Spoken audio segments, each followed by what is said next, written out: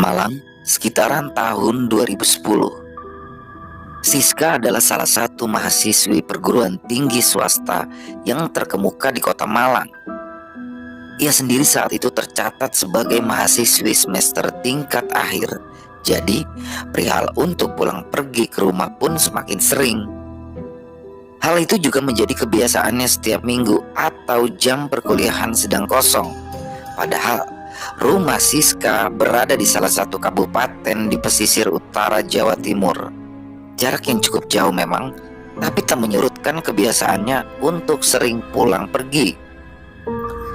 Di minggu yang membosankan, kebetulan hari Rabu adalah waktu bangku perkuliahan kosong, dia pulang. Dan sewaktu di rumah, Siska kegiatannya bersantai ria. Ia hanya rebahan di kamar, menikmati suasana nyaman di rumah dan istirahat melepas kepenatan di kampus.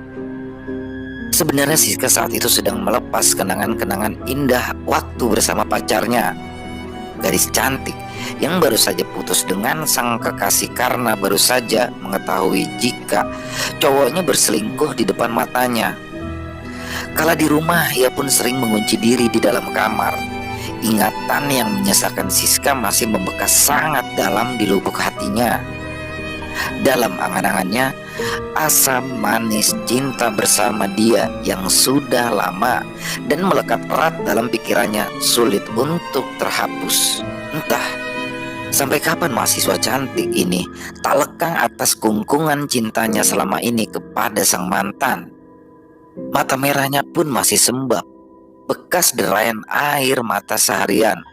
Siska hanya melakukan kegiatan yang itu-itu saja di kamarnya.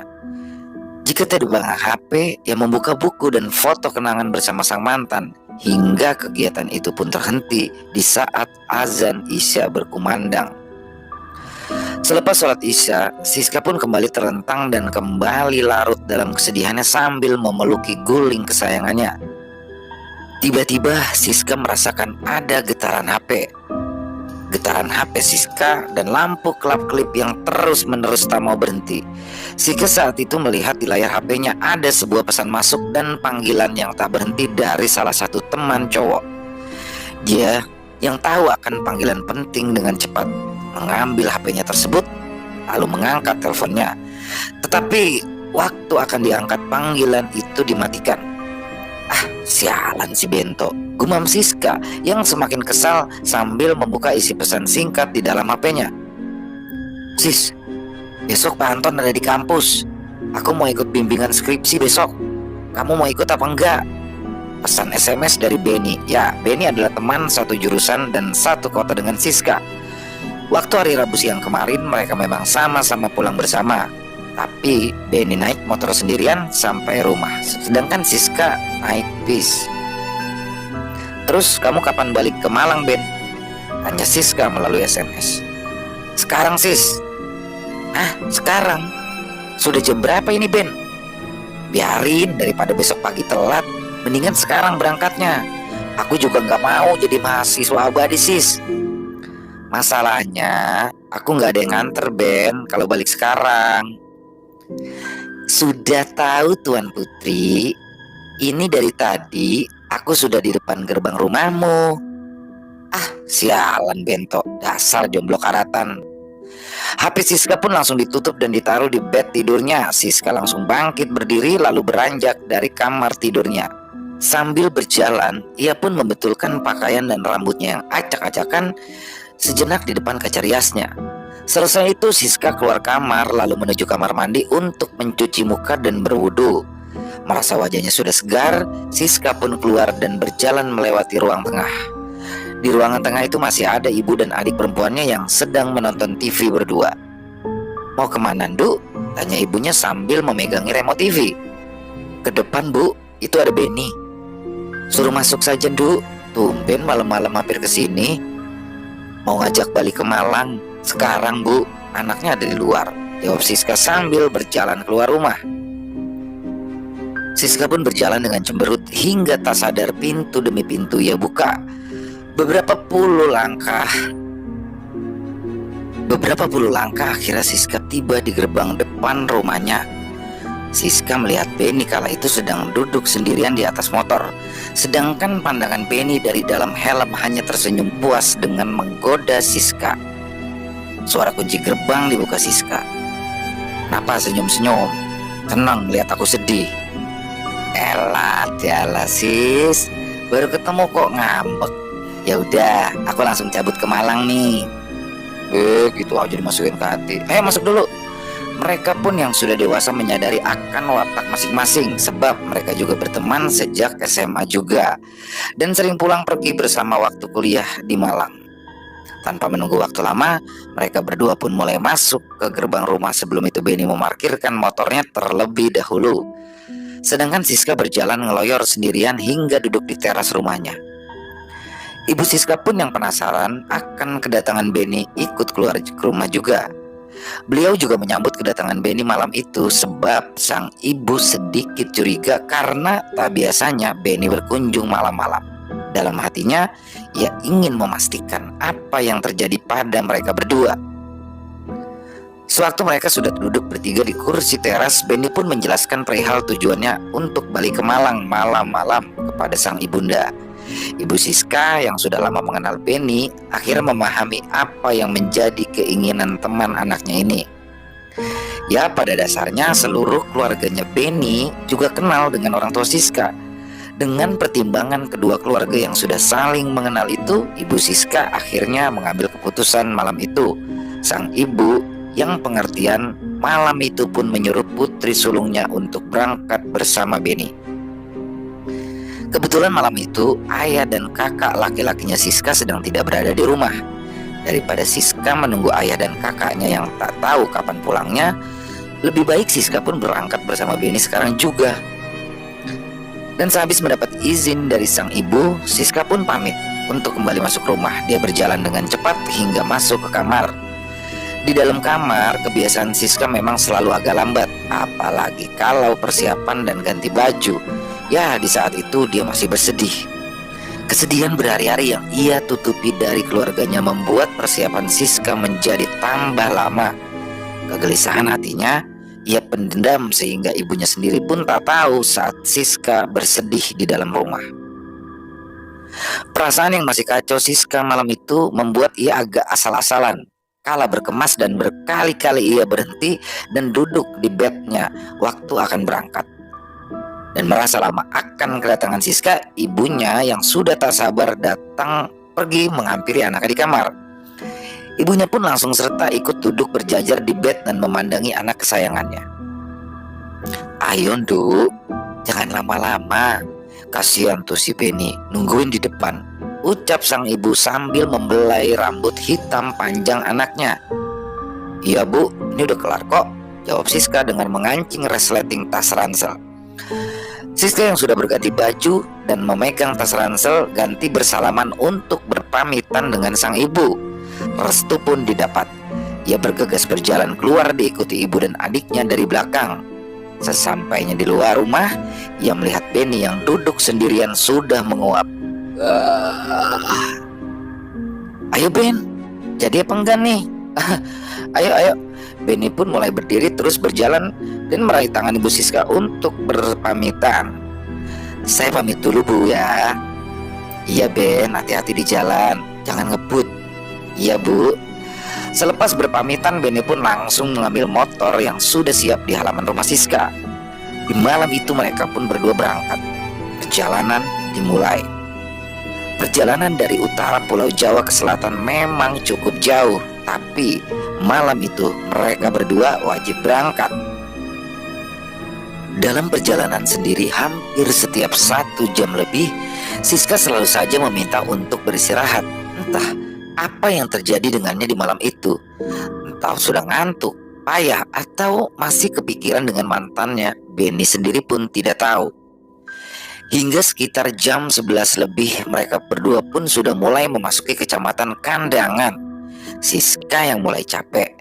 Ia pun merengek minta berhenti untuk membeli minum dan istirahat sejenak di sebuah toko.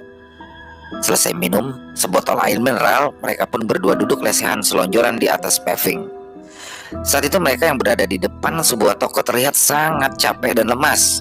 Mereka yang duduk berdua lama terdiam, lalu mulai berbicara. "Sebentar ya sis, istirahat di sini dulu. Capek banget rasanya punggungku," ucap Benny kala itu. "Iya Ben, aku juga capek. Semua badanku. Tapi aneh ya, malam ini kok rasanya hawanya nggak enak gitu ya," terang Siska sambil kepalanya kala itu menengok ke kanan dan ke kiri. "Ah, itu mah perasaanmu aja. Ya kalau habis putus cinta ya begitu, pasti galau," bantah Benny yang ingin meredam kegelisahan Siska. "Bukan Ben, bukan masalah itu. Kayak ada yang beda aja sih malam ini. Perasaanku, aduh, gak enak." "Ya, mesti gak enak sis. Kamu yang dulu kuinginkan dari dulu tidak pernah mau mengerti." "Ah, gombal kamu Ben. Pacarmu mau kamu taruh di mana? Tiap malam datang gonta-ganti cewek terus di kosmu. Aku mau kamu jadiin koleksi nomor berapa? Ah?" tegas Siska sambil memukul kecil pundak Benny. "Ketahuan udah sis, malu aku," jawab Benny dengan menutupi mulutnya saat tertawa. Sekian puluh menit mereka beristirahat, duduk selonjoran di emperan toko. Rasa letih pun sudah mulai berkurang. Begitu juga pandangan mata Benny mulai tajam kembali. Rasa kantuk sudah berkurang. Dan dirasa sudah fit, Benny pun mengajak Siska untuk melanjutkan perjalanan. "Ayo sis, berangkat lagi," jawab Benny sambil mulai bangkit dari duduknya. "Ayo, emang udah jam 12 lewat nih." "Aduh, gimana ya?" gerutu Siska yang ikut bangkit untuk berdiri. Mereka yang sudah berboncengan keluar dari parkiran toko dan memulai perjalanan kembali. Tapi baru berjalan sebentar motor mereka pun sudah memasuki wilayah Kecamatan Kesembon, kecamatan yang sudah masuk di Kabupaten Malang. Perasaan Siska malam itu pun semakin gelisah dan ia merasa ada sesuatu yang tak enak dari biasanya. Dan di saat sudah agak jauh dari perbatasan kecamatan, ya mereka hanyalah berdua di jalanan itu. Jalan yang mulai berliku mulai terasa bagi Benny. Begitu juga udara malam di jalanan itu. Dinginnya, malam Jumat di jalanan antar kabupaten mulai menusuk kulit dan tulang, perlahan menembus jaket mereka berdua. Tanjakan dan turunan jalan pegunungan mulai ikut menemani perjalanan mereka. Di waktu tengah malam, jalanan yang mereka lewati membuat malam menjadi gelap pekat. Hanya lampu motor Benny lah sebagai satu-satunya penerangan mereka. Semakin jauh mereka berjalan, ternyata malam itu tetap hanyalah mereka berdua yang naik motor di atas jalanan yang sepi dan gelap ini. Selebihnya tidak ada kendaraan lain yang mendahului atau berada di belakang mereka. Semakin lama semakin terasa udara pegunungan bercampur kabut yang turun. Udara yang semakin terasa dingin karena tabrakan angin bercampur embun kabut dengan tubuh mereka. Angin yang menjadi dingin itu mereka peroleh dari kecepatan motor Benny.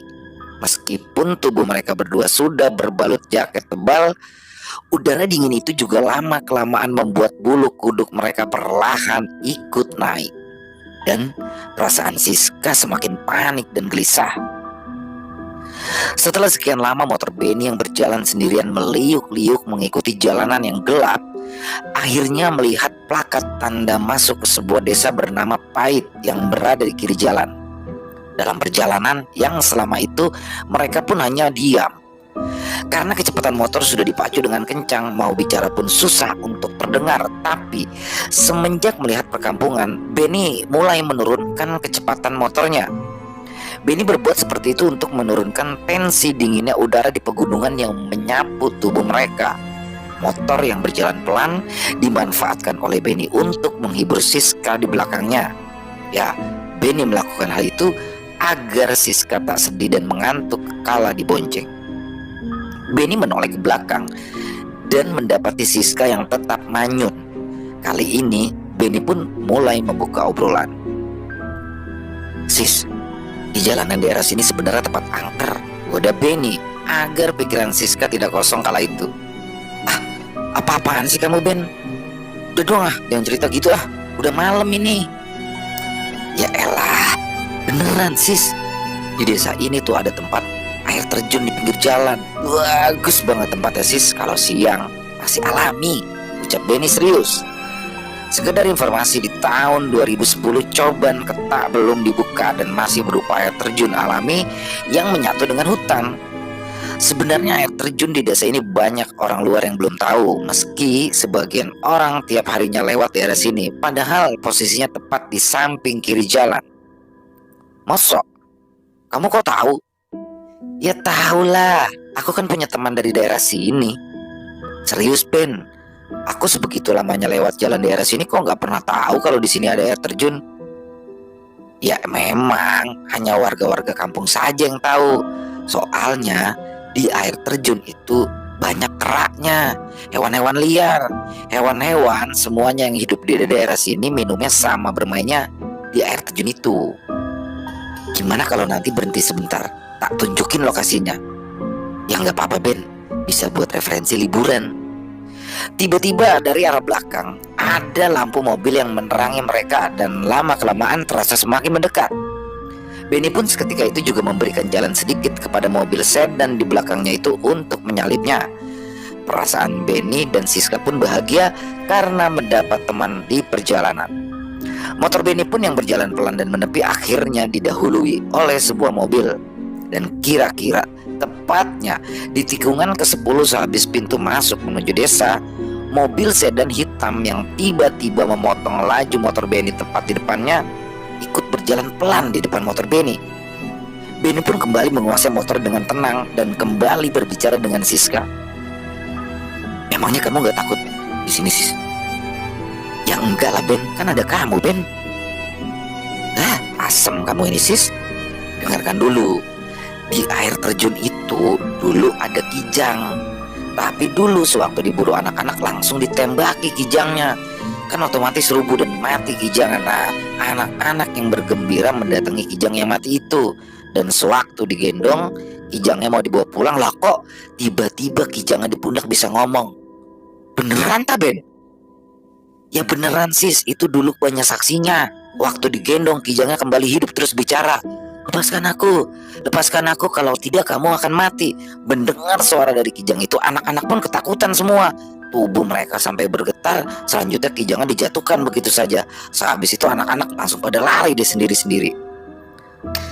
Jangan nakut-nakutin kamu, Ben. Beneran, Sis, aku ini gak bohong. Nih, ini loh, di depan jalan tempatnya, jawab Benny sambil menuju ke arah depan. Kalau begitu dipelankan lagi sepeda motormu, Ben. Bento, kalau ingin beritahu jalannya begini apa ya aku tahu tempat air terjun itu katamu. Iya, bawel, saut Benny dari depan dengan suara kesal. Kecewa tadi aku beritahu kamu, Sis, begitu Benny yang tak terdengar dari jok belakang. Genggaman tangan kanan Benny ketika menurunkan gasnya secara perlahan. Putaran rantai akhirnya berpengaruh memperlambat jalannya motor Benny. Perlahan roda motornya juga ikut melambat. Malam itu bulu kuduk sepasang muda-muda ini ikut merangkak naik, khususnya Siska. Tapi rasa penasaran Siska mengalahkan rasa takutnya, sehingga ia pun tetap bersikeras untuk kekeh ingin melihat lokasi Coban dari pinggir jalan. Benny yang sedari tadi nyerocos menakut-nakuti Siska pun mulai diam. Benny konsentrasi melihat ke depan untuk mengingat lokasi Coban itu. Hingga tak terasa ia pun sudah sampai dari jarak 50 meteran dari lokasi. Sehabis melewati tikungan tajam, Benny pun menunjukkan lokasi itu dengan tangan kirinya. Oh, itu loh, Sis, tempatnya. Sehabis tikungan di depan itu, tunjuk Benny sambil menoleh ke belakang dengan suara cukup sedang. Siska memperhatikan arah dari tangan Benny, tapi yang ia lihat hanyalah gelapnya hutan dan siluet-siluet hitam pepohonan hutan yang rimbun. Suara-suara hewan nokturnal pun bermunculan keras bersautan dari dalam hutan. Mereka seakan ingin memberitahu semua sosok yang terkandung di dalamnya. Kamu gila, Ben. Malam begini yang gak kelihatan lah. Ya paling tidak kan kamu tahu tanda-tanda tempatnya, Sis. Penting aku gak nipu kamu, sergap Benny. Iyo Ben, aku percaya, jawab Siska sinis. Mereka berdua pun lalu berjalan terus memasuki tikungan terakhir di jalanan di mana Coban itu berada. Tapi mereka tetap mengikuti mobil sedan di depannya dan tetap menjaga jarak. Nah, Saat motor mereka semakin mendekat, Siska dan Benny kala itu melihat sosok pocong di bawah sebuah pohon di pinggir jalan. Pocong itu berwajah hitam, mengeluarkan aroma yang busuk. Kepala sosok pocong itu digoyang-goyangkan seperti menyambut kedatangan Siska dan Benny. Pocong itu berada tepat di samping kiri jalan. Dia tepat di bawah pohon, sesekali mengintip orang yang lewat ke arahnya. Mengetahui ada hal yang ganjil, Siska pun memalingkan mukanya ke kanan dan spontan memendamkan mukanya di punggung Benny karena takut. "Ben, gila kamu Ben, ada pocong di bawah pohon depan itu. Cepat, kencengin motornya, aku takut," bentak Siska dengan cepat. "Aku tahu Sis, ini udah tak kencangkan tapi baunya busuk banget," sambung Benny dari depan. Dia juga mulai ikut takut. "Tuh Ben, entahlah Ben, bau busuk apa ini, aku nggak ngerti. Cepetan ayo, ini semua gara-gara kamu Ben, malah hantunya datang beneran ini, gimana?" "Dah, berdoa aja Sis, jangan bawel, aku juga takut," sambung Benny. Siska pun hanya terdiam, mulutnya keluh tak berucap hingga dalam hati yang ada dalam pikirnya hanyalah rasa panik dan mulai takut.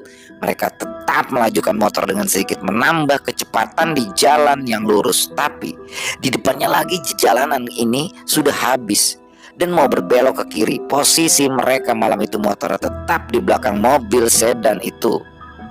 Jalanan di samping Coban Ketak tidak ada penerangan sama sekali. Penerangan di perjalanan itu hanya dari lampu dari motor Benny dan mobil sedan yang berada di depannya. Kendaraan di jalanan malam itu juga hanya ada motor Benny dan mobil di depan yang melintas. Dan saat Benny dan Siska melewati lokasi tepat di samping Coban Ketak, bau busuk berganti dengan wangi yang harum.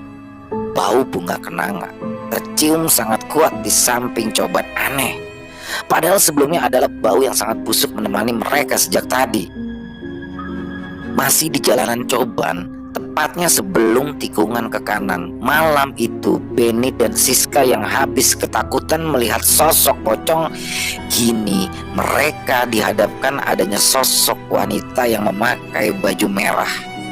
Berjalan dengan cepat, ia keluar dari dalam ribunan Coban Ketak. Dia berjalan sendirian hingga ke tengah jalanan beraspal yang dua kendaraan ini lintasi. Tapi saat berjalan kaki, sosok wanita itu tak menyentuh aspal sama sekali. Semakin dekat, semakin terlihat jelas sosok wanita ini. Mereka berdua memperhatikan dengan teliti wanita berbaju merah. Bola mata mereka semua tertuju pada sosok ini. Ya, perempuan itu terlihat berparas cantik, berhenti di tengah-tengah jalan dan menghadap mobil yang berada di depannya. Sosok perempuan yang memakai baju merah panjang seperti daster berlengan panjang dengan rambut hitam panjang sepinggul yang acak-acakan. Wanita itu juga menatap mereka semua, termasuk penghuni mobil yang berada tepat di depannya. Saat itu juga Benny dan Siska yang sudah menghadap ke depan berteriak keras sambil menunjuk wanita itu. "Awas, Mbak, awas!" Sedangkan dari dalam mobil sedan itu sendiri terdengar suara teriakan yang keras. "Ah!" teriak tiga penumpang mobil yang berada di depannya. Mobil sedan itu menabrak sosok wanita yang berdiri di tengah jalan itu. Setelah menabrak sosok wanita itu, mobil di depan Siska pun mulai bergoyang ke kanan dan ke kiri, meliuk-liuk seperti kehilangan kendali. Mereka yang berada di dalam mobil sangat panik dan terus saja berteriak histeris. Tapi mobil ini tidak berhenti. Mereka hanya melihat ke belakang mobil untuk memastikan wanita itu. Setelah mereka melihat wanita itu, kenyataan aneh yang menghinggapi pengendara mobil. Ya, wanita itu tetap berdiri di tengah jalan. Mobil yang habis kehilangan kendali itu pun berjalan memacu mobilnya dengan menambah kecepatan hingga mobil itu kembali stabil dalam kemudinya.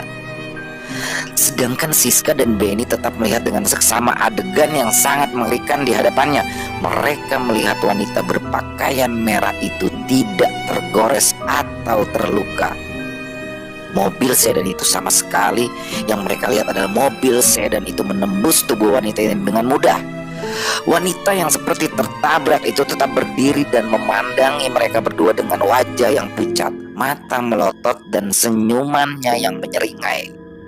Astagfirullahalazim, ucap mereka berdua dengan spontan. Ben, cepetan Ben, orangnya ngeliatin terus Ben, ucap Siska kepada Benny. Siska sendiri saat itu sedang beradu pandang dengan sosok wanita itu dari jarak yang cukup dekat. Kira-kira wajah Siska dan wanita itu berjarak sekitar 1 meter. Dan selepas melewati sosok wanita itu, Siska pun kembali berbicara pada Benny. Ben, kamu lihat nggak wanita itu tadi? Itu kelihatannya bukan orang ya Ben, kata Siska dengan nada keras dari belakang. Iya sis, iya kelihatannya gitu, saut Benny sambil tetap mengemudi. Cepet Ben, kencengin motornya Ben, aku takut beneran ini, ujar Siska. Jalannya kayak begini, apa ya bisa cepat? Bisa-bisa kita nanti masuk jurang sis, bantah Benny. Yowis, sakarepmu, yang penting cepat. Benny pun mempercepat laju motornya, tapi kecepatan yang menambah pun tak seberapa karena jalanan yang Benny hadapi sekarang adalah menanjak dan akan menikung ke kanan. Tapi posisi mereka tetap di belakang mobil sedan tadi. Setelah jarak tempuh sekitar 500 meter, mereka lalui hal yang aneh kembali terjadi. Sosok wanita berbaju merah yang sebelumnya di samping Coban tadi pun mulai terlihat samar-samar dari jauh. Sekian meter kendaraan makin mendekat, seketika memang benar sosok itu sudah muncul kembali. Ia berdiri di tengah jalan dan menatap kedua pengguna jalanan itu kembali. Kali ini mobil sedan tadi lagi-lagi menabrak sosok wanita itu. Tapi saat ditabrak mobil sedan itu, tubuh wanita ini lagi-lagi tembus kembali dan tidak mengenai apapun. Kejadian yang sama persis seperti sebelumnya. Semua penghuni mobil berteriak histeris sama seperti di awal tadi. Setelah sadar pengemudinya akan teror sosok wanita ini, akhirnya kecepatan mobil itu ditambah. Mereka berjalan melesat sekencang-kencangnya karena mereka semua sudah ketakutan. Benny dan Siska saat itu juga ketakutan. Mereka pun kembali dihadapkan untuk saling beradu pandang kembali dengan sosok wanita itu di jalanan yang gelap dan sepi. Kali ini Siska beradu pandang hanya berjarak sekitar kurang dari 1 meteran dengan wajah wanita jadi-jadian ini. Dan terasa sangat dekat sekali dengan sosok wanita itu. Terlihat jelas bentuk wajah wanita berpakaian merah ini. Kali ini kedua matanya sudah mengeluarkan darah. Hidung dan bibirnya yang menyeringai juga ikut meneteskan darah. Bau anyir pun mulai tercium. Sangat kuat malam itu. Wanita ini memandangi Siska seakan tak mau melepaskannya untuk pergi. Tapi motor Benny terus berjalan menjauh meninggalkan wanita itu. Benny memacu motornya untuk mengejar mobil yang ada di depannya tadi. Tapi sekian lama ia menarik gasnya dalam-dalam, mobil sedan itu sudah tidak terkejar. Usaha malam itu gagal untuk mencari teman di perjalanan berliku pegunungan. Alhasil malam itu kendaraan yang ditumpangi Benny dan Siska akhirnya berjalan sendirian di jalan yang gelap, dingin, lembab dan sepi. Mobil sedan yang mau dijadikan teman di perjalanan tadi kini telah meninggalkan mereka entah kemana. Dan kejadian ini ternyata berulang kembali sehabis menempuh jarak kurang lebih 500 meter. Entah sudah berapa kali mereka menemui wanita ini terus di tengah perjalanan yang berliku ini. Mereka lagi dan lagi dikejutkan sosok wanita yang sudah berdiri sendirian di tengah jalan. Dia yang sudah berdiri terus memandangi Siska dan Benny dengan makin menyeramkan. Wajah wanita ini semakin lama semakin rusak. Warna kulitnya menghitam dan tak berbentuk. Teror sosok wanita ini seakan tak mau melepaskan mereka pada malam itu. Dari sinilah Siska mulai gemetar di sekujur tubuhnya, lalu menangis di belakang punggung Benny. Perasaan Siska sendiri semakin lama semakin tak karuan. Panik, sedih, dan gemetar semua menjadi satu akan teror sosok wanita ini. Ben, aku takut Ben. Rasanya mau mati aja kalau gini terus. Diem sis, aku juga takut, gemeteran juga. Bukan cuma kamu aja, tapi tolong deh jangan nangis kayak gini, pinta Benny. Keadaan ini pun terus mereka jalani. Roda motor tetap berjalan meskipun ketakutan. Di setiap perjalanan yang ditempuh sekitar 400 atau 500 meter, mereka akan kembali menemui wanita itu terus berdiri di tengah jalan seakan menyambut mereka. Mental dan keberanian mereka pun semakin lama semakin ciut. Jantung mereka berdua pun berdetak sangat kencang. Ya, hanya ada rasa takut dan takut yang ada di pikiran mereka. Isak tangis Siska di punggung Benny yang pilu juga tak kunjung berhenti. Gadis cantik ini sudah tak kuat lagi menghadapi teror sosok wanita itu. Tangis Siska pun semakin lama semakin kencang di malam itu. Tapi tangis itu tak membangunkan penghuni rumah-rumah yang ia lewati. Apalagi mereka malam itu diwajibkan menghisap bau busuk di setiap jarak tempuh 400 sampai 500 meter ke depan. Dan saat semua rasa Siska sudah bercampur aduk tak karuan, makin parah dan hingga ingin pingsan, ia pun saat itu berinisiatif berusaha menghubungi kakak sepupunya. Sebab Siska sendiri merasa kakaknya ini sering berhubungan dengan makhluk dunia lain. Ya, dianggapnya paling cocok jika meminta bantuan kepada kakak sepupunya ini daripada menelpon ayahnya sendiri. Kakak sepupunya ini biasa dipanggil dengan sebutan Mas Samsul. Nah, saat masih di atas motor, tangan Siska pun sibuk mencari nomor kakak sepupunya dengan tangan gemetaran dan tangis sesenggukan. Sekian lama pencarian itu karena rasa sudah tak karuan hingga akhirnya menemukan nomor Mas Samsul. "Mas, tolong aku mas, tolong aku."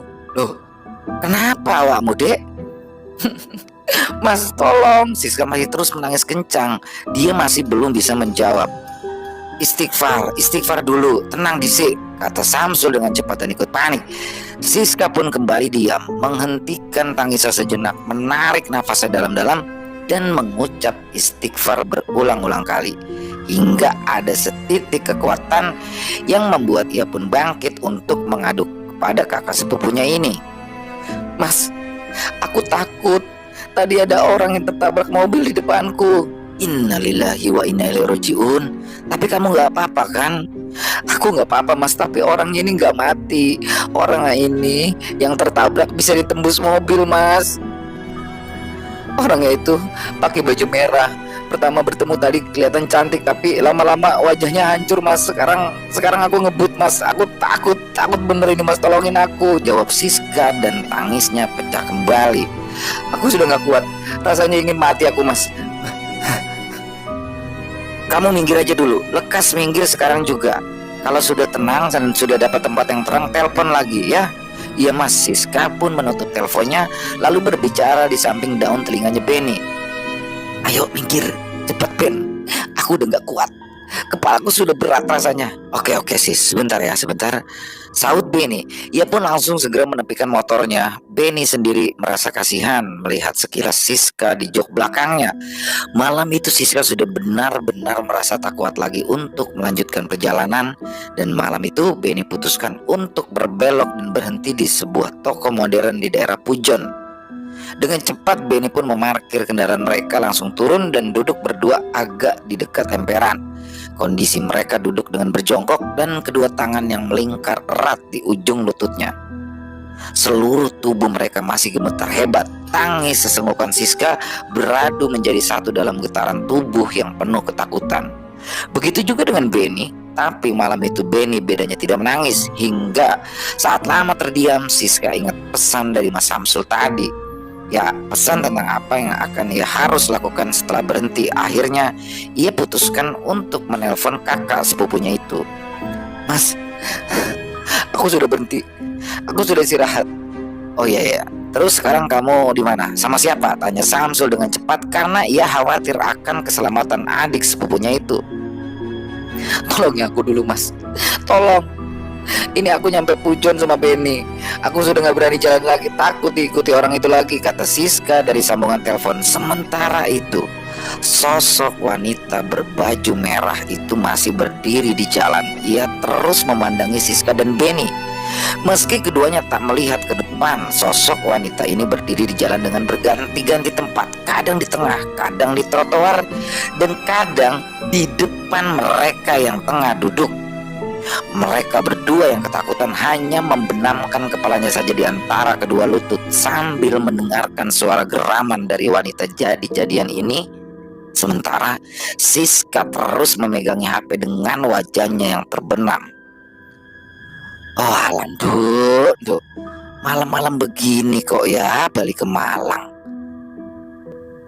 ucap Samsul yang terlihat kecewa terhadap kelakuan Siska. Besok pagi aku ada bimbingan skripsi soalnya mas. Mau gimana lagi, jawab Siska apa adanya. Temanmu yang laki-laki itu nggak berani tak? Ya nggak berani lah mas. Ini anaknya sama aku nih, sama takutnya. Gemeteran juga, wajahnya udah pucat. Kamu bawa air? Bawa mas, aku bawa botol air. Ya sudah, sekarang buka tutup botol air itu. Iya mas. Nah sekarang kamu berdua tarik nafas. Ikuti aku berdoa. Mereka berdua pun lalu bangkit dari ketakutan dan segera mengikuti arahan Mas Samsul. Dengan suara yang dikeraskan dari handphone Siska, ritual malam itu pun dengan cepat diselesaikan. Dan setelah selesai berdoa, Mas Samsul pun bicara kembali. Sudah, sekarang minum airnya sama temanmu. Dengan cekatan Siska pun meminum air dari botolnya terlebih dahulu. Teguk demi teguk mereka meminum air dari botol itu secara bergantian. Tak terasa isi air dalam botol itu pun habis mereka minum. Dan sesaat kemudian mereka berdua merasakan sesuatu setelah air itu memasuki kerongkongannya. Ya, ada sesuatu yang berbeda dalam diri mereka malam itu semenjak air yang diberikan doa membasahi mulut hingga bermuara di perut. Siska yang habis merasakan banyak perubahan kini pun berbicara di telepon Samsul kembali. Alhamdulillah, lega rasa hatiku mas. Rasanya tenang. Aku sama temanku wajahnya sudah gak pucat lagi. Ya udah gak gemeteran lagi. Kira-kira abis ini masih diikuti lagi nggak sama setan perempuan itu mas? Sumpah aku takut. Sudah aman. Udah, teruskan perjalananmu. Nanti kalau masih ada apa-apa hubungi aku lagi. Ya mas Sun. Saat itu sosok wanita yang berganti-ganti tempat di depan Siska tiba-tiba sudah lenyap. Begitu juga dengan bau khasnya sudah tak tercium lagi. Dan selesai Siska berbicara panjang lebar lewat sambungan telepon sambil melirik ke jalan dan pelataran toko modern. Rasa sudah tidak melihat sosok itu lagi. Akhirnya ia pun segera mematikan teleponnya. Siska pun duduk sejenak beberapa menit sambil menenangkan pikiran dan hatinya yang kacau. Setelah ketakutan, kepanikan dan tubuh mereka yang gemetar mulai mereda, akhirnya mereka berdua pun pergi meninggalkan jalanan itu menuju Malang dengan aman. Teror yang menimpa mereka berdua malam itu akhirnya selesai. Dan tapi di sisi yang lain, kakak sepupunya yang habis menangani Siska dan sosok wanita itu ternyata mengalami hal yang berbeda. Di rumah Samsul, malam itu kakak sepupunya berada di rumah sehabis membantu Siska. Saat itu ia sedang tiduran di kamar sendiri menghadap pintu. Nah, di rumah Samsul malam itu memang sepi. Ia sendirian di rumah. Suasana rumahnya sebelumnya hening hingga ia tiba-tiba mendengar sesuatu dari balik pintunya. Sebuah suara. Krek, krek. Pintunya mulai bergerak, berayun sendiri secara perlahan. Samsul yang tadinya rebahan pun mulai curiga dan mengamati pintu kamarnya dengan seksama. Selanjutnya, ia pun tiba-tiba melihat ada rambut panjang yang menjuntai di lantai. Rambut-rambut hitam gimbal itu berserakan keluar masuk himpitan di bawah pintu. Ya, seperti ada yang menarik ulur rambut itu. Sedangkan bau busuk pun dengan cepat memenuhi kamar Samsul. Perasaan Samsul pun semakin lama semakin curiga, merasa ada yang tidak beres. Akhirnya ia pun bangkit berdiri, berjalan ke pintu kamarnya dan melihat apa yang terjadi di balik sana. Apa yang terjadi? Setelah pintu ditarik, Samsul melihat sosok kuntilanak merah sedang berjalan merayap di tembok menuju tempat Samsul berdiri di tengah pintu kamarnya. Ya, sosok kuntilanak merah ini berwajah hitam, hancur, penuh belatung dan berbau sangat busuk. Sosok ini setelah berjalan merayap akhirnya berhenti di dekat Samsul dengan posisi dia yang miring. Kuntilanak merah ini menatap tajam melotot hingga bola matanya yang merah berdarah keluar. Ia memandangi Samsul yang berdiri dengan wajah menyeramkan. Samsul tetap berdiri menyambut tatapannya tanpa rasa takut. Lama-kelamaan saat mengamati kuntilanak merah ini, wajahnya mengeluarkan belatung kecil-kecil hingga berjatuhan ke lantai. "Kenapa kamu ikut-ikut urusanku?" bentak kuntilanak merah yang sudah marah ini. "Dia adalah adikku. Kau sudah berbeda alam, sudah habis, jangan ganggu lagi, bentak Samsul yang sepertinya sudah tak lagi memiliki rasa takut menghadapi makhluk jadi-jadian ini. Suara geraman kuntilanak yang semakin marah. Tiba-tiba dia terbang melesat mendekat kepada Samsul. Dengan cepat tangan hitam busuk kuntilanak ini menerkam leher Samsul dengan kedua tangannya dan kuku hitamnya yang panjang. Astagfirullah, Allahu Akbar, ucap Samsul yang spontan. Samsul seketika melakukan perlawanan dengan segenap tenaga tangannya untuk melepaskan cengkraman kedua tangan kuntilanak merah ini. Dengan susah payah akhirnya cekikannya perlahan mulai terlepas, tapi Samsul tetap memegangi kedua tangan kuntilanak merah ini. Akhirnya Samsul mengancam kepada kuntilanak ini dengan nada marah. Aku beda dengan adikku. Kalau kamu masih tetap mengganggu orang lagi termasuk adikku, ingat, kalau aku masih dengar kamu ganggu-ganggu di sana, kamu akan aku datangi langsung. Akan aku habisi kamu, gertak Samsul kala itu sambil membuang tangan sosok kuntilanak merah ini. Kuntilanak merah ini pun terpelanting terbang hingga jatuh di saat dia terkulai di lantai. Sehabis mendengar gertakan dari Samsul, kuntilanak merah ini terdiam menunduk. Lama ia tertunduk, samar-samar terdengar ia bergeram, seolah-olah berjanji tak akan berbuat usil kembali. Lekaslah kembali, perintah Samsul. Akhirnya sosok wanita berbaju merah ini bangkit berdiri. Perlahan-lahan ia menggeram pelan sambil melayang mundur ke belakang hingga akhirnya ia menembus tembok rumah Samsul hingga menghilang.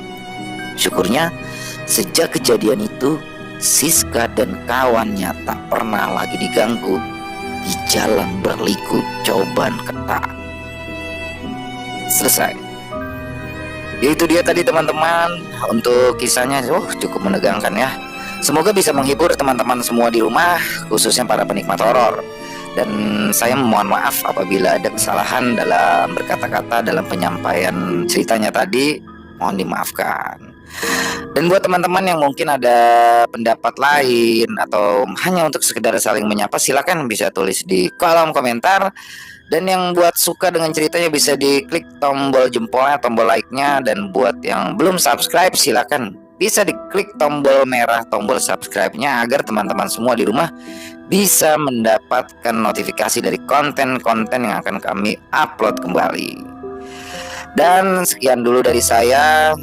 Mudah-mudahan kita bisa bertemu lagi besok di jam 7 malam seperti biasa.